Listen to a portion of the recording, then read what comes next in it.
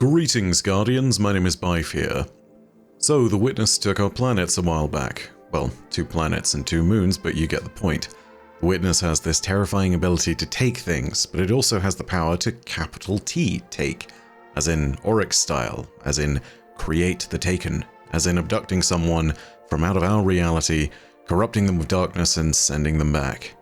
Thanks to the Season of the Lost, we actually learned from Mara Sov that this power that the Taken King had learned was actually learned directly from the Witness, and that the Witness was in fact the true master of the Taken. It's in that vein that I wanted to go ahead and explore an exotic that actually came out in Witch Queen, but has startling new implications right now after we've learned about the Veil, the Witness, the Darkness, and a whole lot more.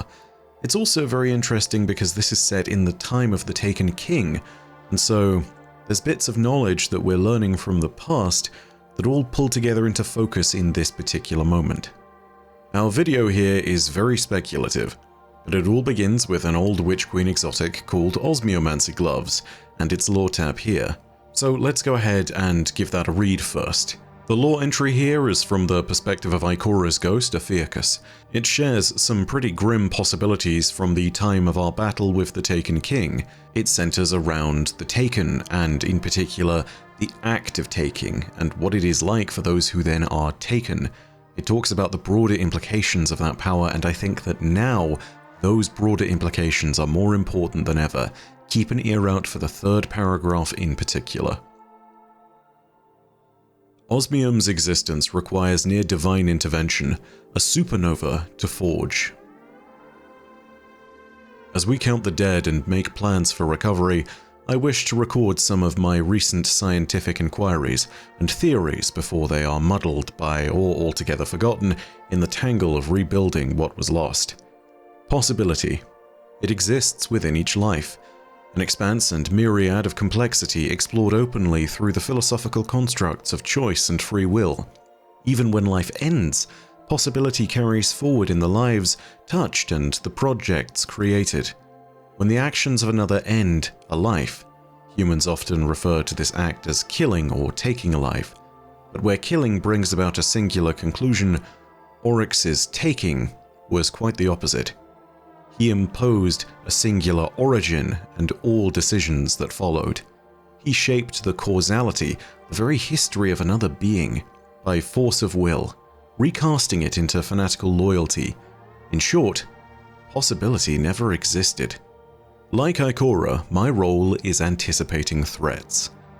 While these Taken and their king may have been the most dangerous opponents we have ever faced, they likely will be the least of what is yet to come, and taking has terrible potential if wielded by a mind more nuanced than Oryx's.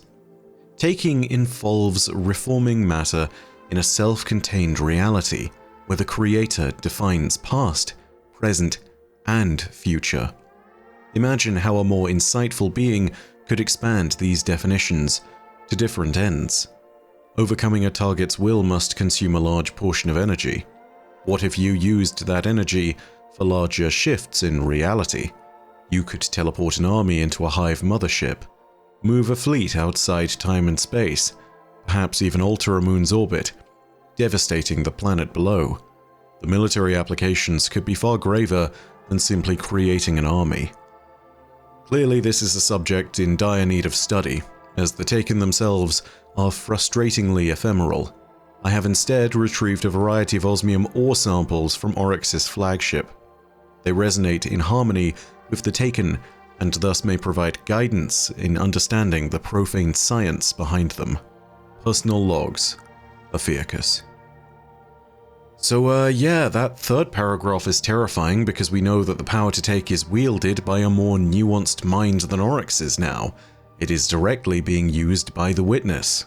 Let's first examine what it is to be taken though, and we get a little bit more depth from there, thanks to the old Grimoire cards. It's also something that's worth examining because this passage from earlier links in neatly with some theory about the Veil that I've been going on about over the last few months, and even the Black Garden, and there are some terrifying implications that point to what the Witness might be trying to achieve. The description of what it is to be taken is adequately described in the Grimoire from Destiny 1. let's go ahead and take a look back at those notes. I have been talking to Eris about the Taken. She agrees that what we observe, the apertures, the starlight, and of course the Taken entities, is not Hive magic. If Hive Arcana is a metaphor, this is the meaning. If they make appeals, then this is the judge. Oryx wields this power, but Oryx did not make it. We face the same flower we met in the Black Garden. The process is simple. An aperture opens, like jaws, and swallows a living thing. It passes into another place. Later, it returns. What returns is... I try to use the word shadow, but Eris hisses at me. A shadow is a flat projection cast by a light and an object, less real. Eris insists that these Taken are more real somehow. She uses words like inhabited, exalted, rendered final. Is this power blind? Just a natural energy Oryx discovered? I cannot believe it. My hidden tell me that the Taken shine with seething negative light, as if the universe is curling up around them, as if they radiate some pathology that decays into our world as nothingness. The Taken serve Oryx, but I think those jaws lead elsewhere. I dream about what happens on the inside. I dream about what might happen. Are the victims devoured and replaced by simulacra, husked out and filled up? Is some mathematical operation conducted on them, translating them from one shape to another? What would I see if I leapt inside? What would happen to a guardian? Is that how we end this?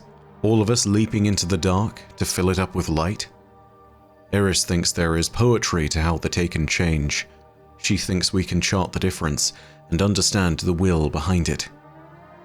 I am afraid she may be right. Now, of course, we now know this power much better, and we know that this is not some blind force. The Witness was the force behind the power that Oryx wielded, and, as a result, there is no blind nature to the power of taking. It is not a neutral arbiter. It is the purpose. At the very beginning, though, I think we should understand the few important bits that are mentioned, namely the parts where it states we face the same flower we met in the Black Garden, and also the idea that if Hive magic is a metaphor, then this is the meaning. With a better understanding of what it is to be taken, there are really two avenues that we can start to explore in the lore here, and all of this relates to the Witness. The first avenue is the capability of the Witness, and the second is its intent. Yeah, it's a bit dense, but here, let me explain. The power to take is described by Ikora and her ghost as one that Ophiuchus seems to believe could be used in a far more generalist manner. The power to take has wider applications than simply creating the Taken. Perhaps a more powerful and nuanced mind could use the power to move worlds, as was suggested by Savathun in the Witch Queen campaign when we were visiting the Altar of Reflection. That's the capability side of things. That's the first thing we learn. It's the obvious note of what the Witness can do with these powers that it has learned, the ability to open up jaws and remove things from our reality. But it isn't the why. It isn't why the Witness is taking things. That why is in fact the end goal that the Witness is trying to achieve, I think. I believe that Ophiuchus does touch on these points though, and I think that it's with some other stuff that we've learned that we can start to better understand the Witness's intent by understanding the Taken and its actions of taking. Let's start with the question of simply, why does the Witness take things? Based on Ophiuchus's observations of the Taken, they are stripped down of all possibilities and they are removed of any agency. They are beings that have lost the ability to determine their own destiny, and their past, present, and future are now utterly bound to the will of whoever controls them. This is the biggest clue to all of it. Subservience in an utter fashion like this isn't required by anyone but one whose intent is total control. And total control is what the Witness seems to universally desire from its supplicants, which is why it tends to favor those whose will has been completely eroded. The Taken are just one example of this. Xivu Arath's Wrathborn, the Scorn, the Cabal Shadow Legion, all of them in some manner are rather mindless. The Cabal Shadow Legion in this sense are perhaps the most distressing example, because they have registered as still being Cabal, and they still perform all of the military actions they would take in a Cabal manner, but they are somehow described by those who have been captured by them as hollow.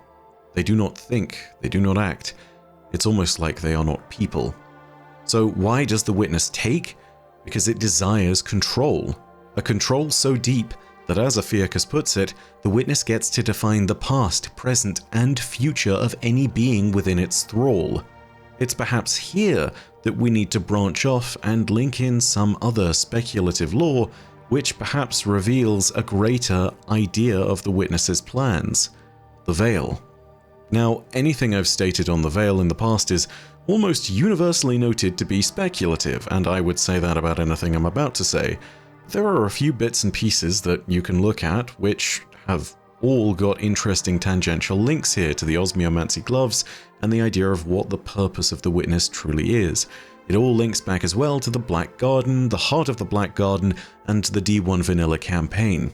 This idea that Ophiuchus brings up of past, present, and future is something that is also present front and center in that final encounter in D1's campaign when we face the Black Garden's heart. And why? Because of the Soul Progeny. For those of you who do not know, the Soul Progeny are 3 minds that you face in the final boss fight, known as the Primeval, Immanent, and Eschaton minds. Primeval is akin to past, Immanent is akin to present, and Eschaton is akin to future. So these ideas are being presented, but it's not presented in isolation. When you take a look at the Veil and everything that I've learned before, here are some basic ideas that we discussed, some of which is factual, some of which is not. The first fact we know is that the heart of the Black Garden was a failed copy of the Veil. Secondly, according to a Bungie employee's tweet, which is technically not canon but gives us a very interesting idea into what the Veil might be, the Veil is supposedly a window into the mind and memory of the universe. Thirdly, the heart of the Black Garden was discovered by the Sol Divisive, who began worshipping it. That is fact. Fourthly, the heart of the Black Garden seems to have been planted by the Witness. This one is a little bit trickier to confirm because we need to interpret the perspective of one of the Sol Divisive that arrived in the Black Garden and witnessed this. However, this is one of those moments where the Witness is name-dropped directly, and it seems as though something is around after its presence. So this seems like something we can at least speculatively put there. And finally, the Vex there in the Black Garden, attending the Black Garden's heart, were attempting to replicate the power of the Vex from the Vault of Glass, aka time control. This is something that is noted in the Grimoire cards at the very end of Destiny 1, and it's something that leads us ultimately to the Vault of Glass raid. So this is an idea that has a consistent string. And again, remember, the Immanent, Eschaton, and Primeval minds, past, present, and future, are all represented by 3 Vex that stand there in that moment. So let's try and pull all this theory together. If the Witness creates the Taken, it's doing so for the purpose of control. Ophiuchus states that the Taken are beings whose past, present, and future is completely controlled by their creator and determined by whatever it desires, in this instance, the Witness. So if the Witness was trying to make contact with the Veil, which holds such a record of the entire universe's memory, is it trying to gain control over something in particular? Perhaps opening the portal in the Traveler accomplishes what the Soul Progeny and the Black Garden's heart could not. Perhaps it leads us back to a time when the Witness is able to use its power to take control of the Traveler by literally taking it. If it's able to do this, then it's able to dictate its past, present, and future, and to control its destiny. Perhaps the portal opens onto a plane containing a being that the Witness needs to conquer and control utterly in order to succeed in its plans. Perhaps the so-called Alpha Lupi or the Gardener. Perhaps the implications are wider still. Ophiuchus believed that the implications of such power could be applied even more broadly. So maybe if this is indeed an Einstein-Rosen bridge, the Witness is going back in time to a point at which the universe had not expanded much. a point at which it could dictate the flow and control of everything before anybody else gained the ability to oppose it. This may be the Witness's ultimate goal, but unfortunately, there is no easy way to know. There are only the speculative threads and ideas of everything that we've seen in front of us, and all of them do, however, point us to a single conclusion. The Witness's intent is control. You can see this in the Taken, you can see this in its servants, you can see this even in the things that it says. This is even reflective of the element of darkness that it tried to first use to corrupt us and bring us into its fold. Stasis, the element that Eramis wields. Stasis is a paracausal manifestation of power that one finds within oneself in order to control the universe around us.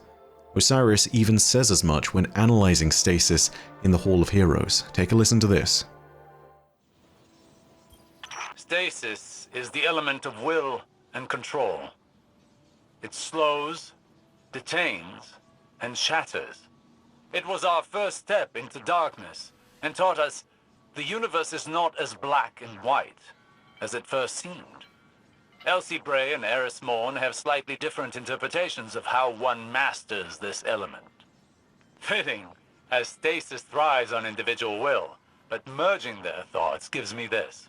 Control over the self can foster control over others, but without power over the self, destruction runs wild. When we wield stasis, we must exercise the ultimate authority over both self and others. This ultimate authority categorizes exactly what the Witness desires: control without question. Perhaps this is the nature of the final shape, a universe that is completely taken, or at very least completely subservient to the will of its master. Regardless, we should remember this going forward. Disrupting the Witness means disrupting its control over both others and itself. This may be key to defeating our greater foe, or at very least to understanding the depths of its power. It is greater than anything we've ever faced before, and control is the one clear intent. But that's all from me for now. I hope you enjoyed the video. If you did, go ahead and leave a like and let me know what you think down below. The Witness seems hell-bent on control is the one thing that I can glean from everything here, but what do you think its final objective is? Do you believe it's traveled through the portal to do something other than what I've mentioned? If so, please let me know. There are a ton of different theories out there, and I want to hear them. Also, if you want more Destiny content, go ahead and hit subscribe and the bell next to subscribe to turn on those email notifications. But as per usual, know that your viewership as always is quite enough for me, and that in the meantime, my name is Bife. Rhodacia ad Astra. I'll see you, Starside.